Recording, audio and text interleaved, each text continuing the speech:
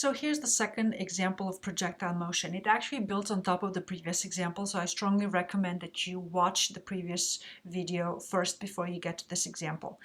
Again, we have the same projectile fired horizontally with a speed of 30 meters per second from the top of a cliff 80 meters high. And the question here is, however, how far from the foot of the hill will it strike the ground?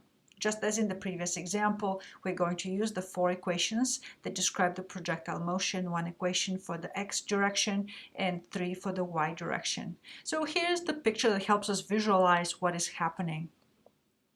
Reading through the problem, the fact that projectile is fired horizontally means that I can draw here a vector in the horizontal direction to account for that initial velocity.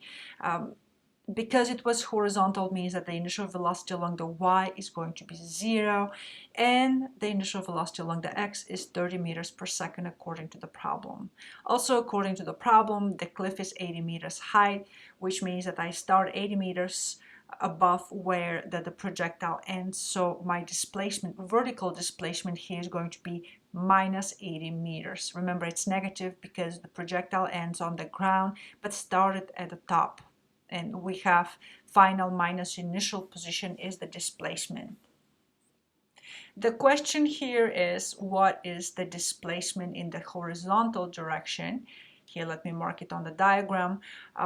And there's only one equation of the four that actually gives any information to that displacement. Equation 4 that tells us that the position along the x is going to be equal to the initial position plus the initial velocity along the x times the time.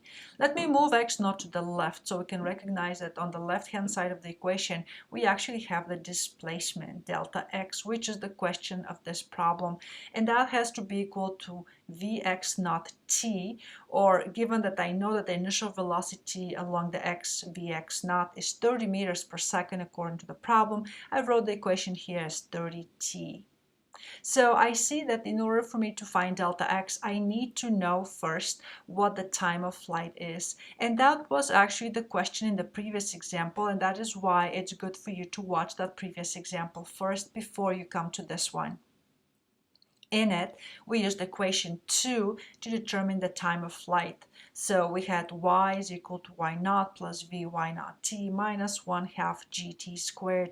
I moved the initial vertical position y naught to the left-hand side of the equation so that I can actually recognize that it was my displacement delta y, and I knew it was minus 80 meters.